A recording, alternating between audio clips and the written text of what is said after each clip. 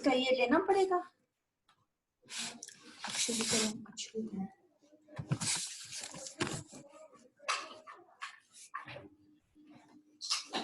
अस्सलाम वालेकुम class. In our previous lecture, we studied dominance relations and its two types, complete dominance and incomplete dominance. In complete dominance, the dominant allele is completely dominant over the recessive one and shows its phenotype in the heterozygous condition. But in incomplete dominance, the dominant allele is incompletely dominant over the recessive allele, and a blended appearance or the mixed appearance comes just like we crossed red flower phenotype with that of white flower phenotype of the 4 o'clock plants, and we received pink flowers. The F1 generation was all pink, and the appearance was intermediate between the two homozygotes, dominant and recessive homozygotes. Now we will discuss the third type, which is codominance. It is another type of dominance relations, and in codominance, the two alleles are co-dominant, means के दोनों alleles जो हैं वो dominant अपनी phenotype show करती हैं. उसमें ये नहीं होता कि एक dominant है एक recessive है, बल्कि वो दोनों alleles dominant हैं और दोनों अपना अपना expression अलग अलग देती हैं. Co-dominance और incomplete dominance में ये difference है कि incomplete dominance में एक third phenotype आपके सामने आ गई थी, जैसे pink flower, और उसमें रेड और वाइट की आइडेंटिटी खत्म हो गई थी. लेकिन यहाँ पे दोनों डोमिनेंट एलील्स की आइडेंटिटी जो है वो सेम रहती है. मतलब ये कि दोनों अपनी अपनी फिनोटाइप या अपना अपना इफेक्ट शो करते हैं. The phenotype of heterozygote is distinct in quality from those of the two dominants. मतलब ये है द टू होमोजाइगोट्स.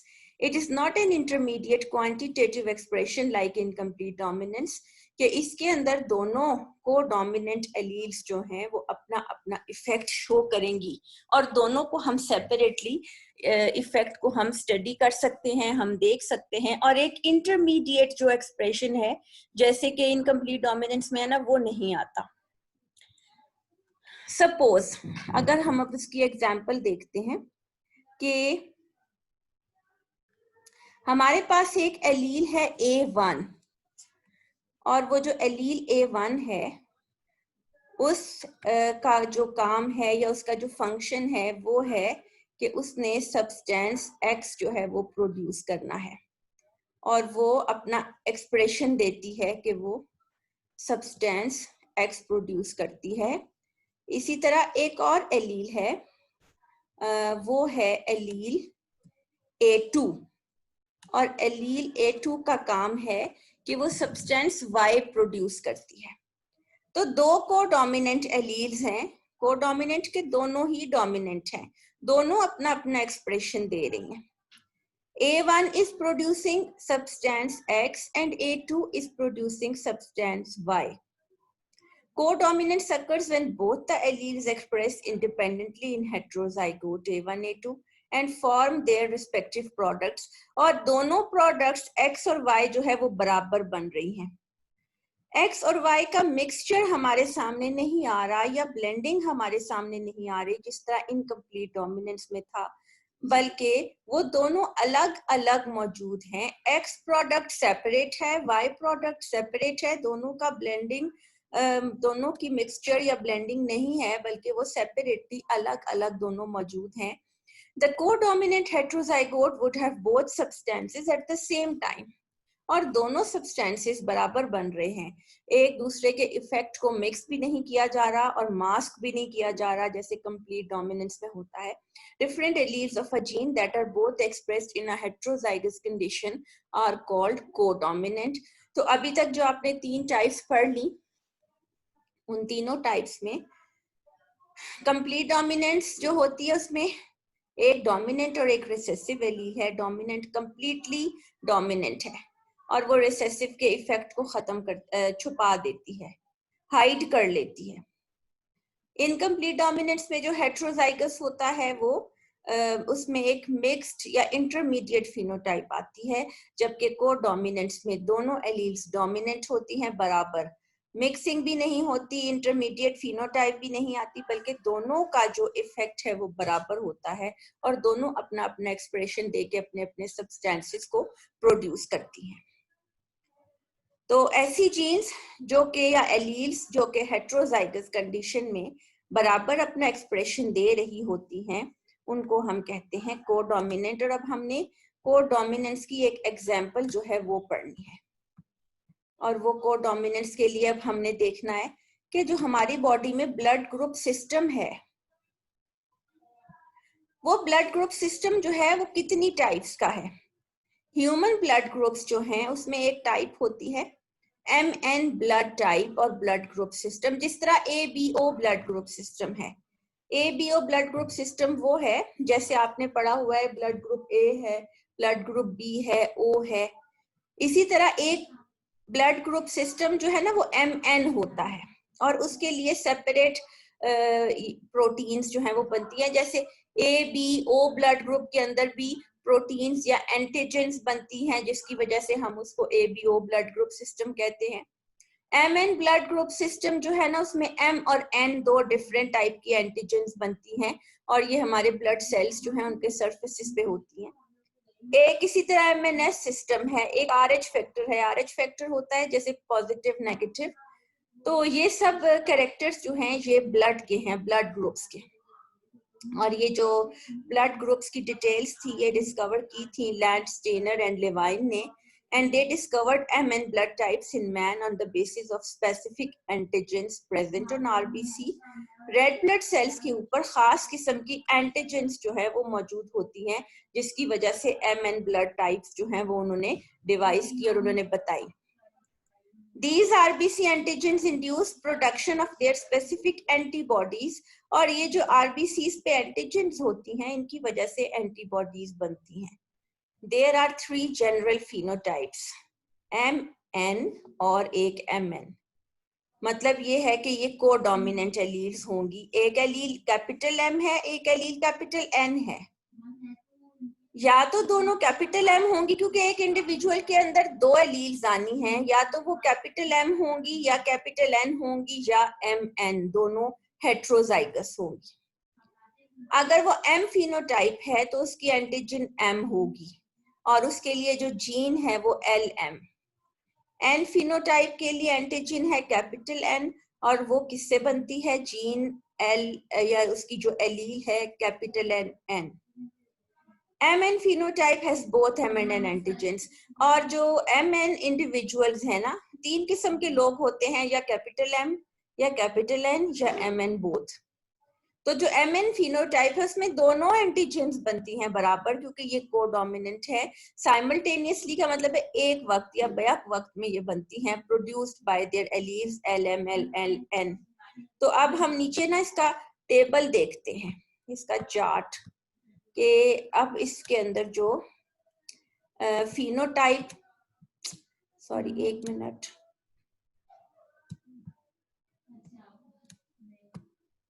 फिनोटाइप क्या है, जीनोटाइप कौन सी है और उसके एंटीजेंस कौन से हैं आरबीसीज के ऊपर.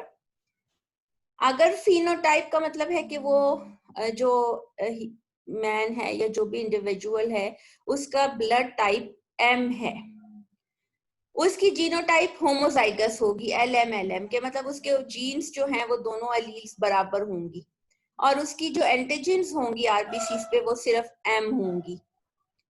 इसी तरह अगर वो फिनोटाइप N ब्लड ग्रुप वाली है तो LN LN, कि वो होमोजाइगस है फॉर एन और उसके अंदर सिर्फ एन एंटीजन बनेगी। लेकिन अगर एक फिनोटाइप एम एन है तो वो एल एम एल एन है, उसके पास दोनों डिफरेंट एलील्स है, इट इज हेट्रोजाइगस और उसके अंदर दोनों एंटीजन्स बनेगी, एम बी और एन बी।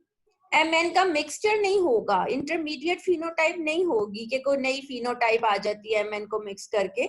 यहाँ पे दोनों बराबर बन रही हैं और दोनों बराबर एंटीजेंस जो है वो मौजूद हैं उसके ऊपर, और इस तरह से उस पर्सन की या उस मैन की जो फिनोटाइप है वो एम एन होगी।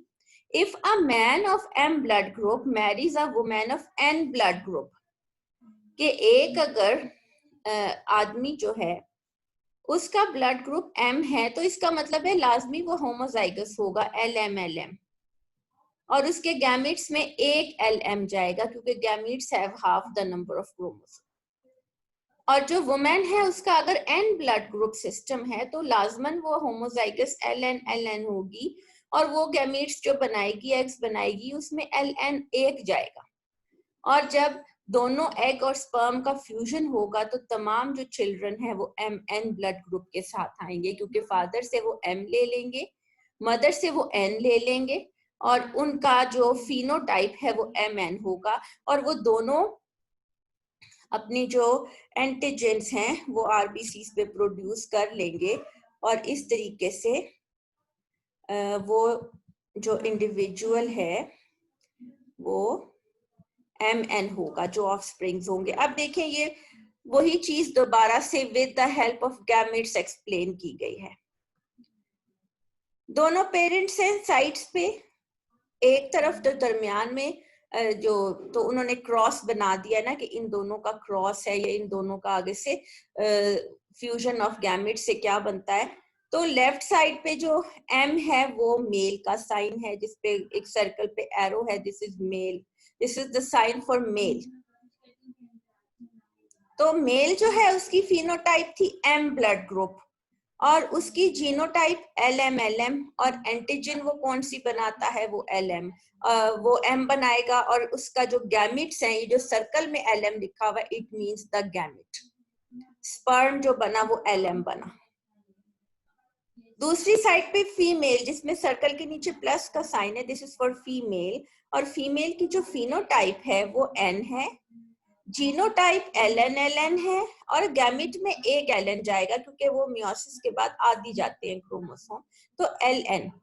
और अब एक तरफ हमने क्रॉस दिखाना है नीचे, उसमें हमने एक तरफ एल एम स्पर्म लिया, एल एन हमने एग लिया फ्रॉम फीमेल, और इन दोनों से क्या बना एल एम एल एन, ये ऑफस्प्रिंग है, और ये ऑफस्प्रिंग जो है ये हमारे पास एल एम एल एन है, और उसकी फिनोटाइप क्या है एम एन फिनोटाइप है, और मेल फीमेल जो भी है उसकी फिनोटाइप एम एन ही होगी। तो this is an example of codominance in M N blood group system.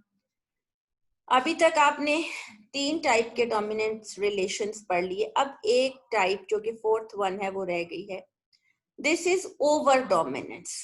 Over dominance जो है ये एक बहुत यूनिक और डिफरेंट कैरेक्टर है, और इसमें जो हेट्रोजाइगोट होता है वो बहुत डिफरेंटली बिहेव करता है। मतलब वो इस तरीके से बिहेव करता है कि उसकी जो फिनोटाइप है वो उसकी डोमिनेंट होमोजाइगस से भी ओवर होती है, ज्यादा होती है।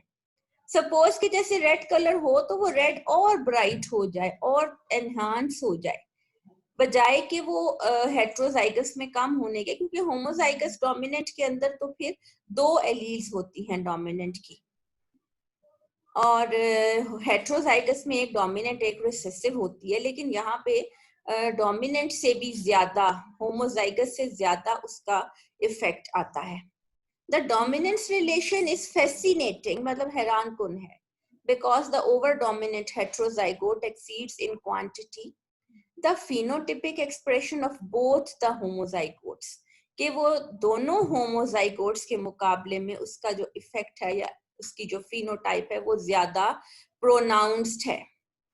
In fruit fry Drosophila the heterozygote W plus over W, मतलब एक एलील W प्लस की है जो कि डोमिनेंट, और W खाली जो W है this is for recessive, has more quantity of fluorescent pigments, मतलब कि ये कलर्ड पिगमेंट्स होते हैं in eyes. Then wild type homozygous dominant है, और वाइट आइड जो है वो होमोजाइगस रिसेसिव है।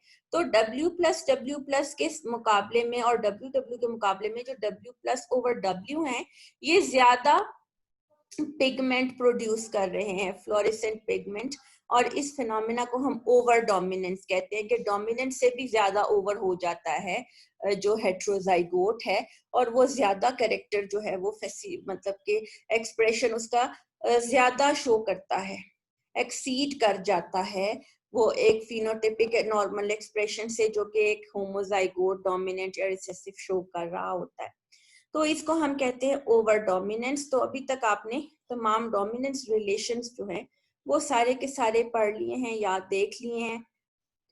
एक है कंप्लीट डोमिनेंस जिसमें dominant allele completely dominant over recessive है।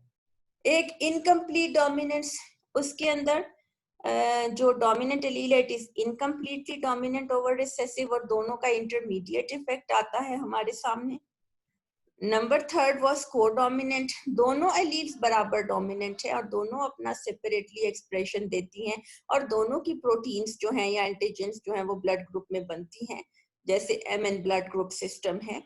और ओवर डोमिनेंस जो है ये एक फैसिनेटिंग है, बिकॉज कि जो हेट्रोजाइगोट है वो फिनोटिपिक एक्सप्रेशन में एनहांस्ड इफेक्ट देता है या एक्सीड कर जाता है as compare to both of the homozygotes, जैसे ड्रोसोफिला में है कि उसकी आईज में जो फ्लोरेसेंट पिगमेंट की क्वांटिटी है वो हेट्रोजाइगोट्स में ज्यादा होती है और होमोजाइगोट्स में कम होती है।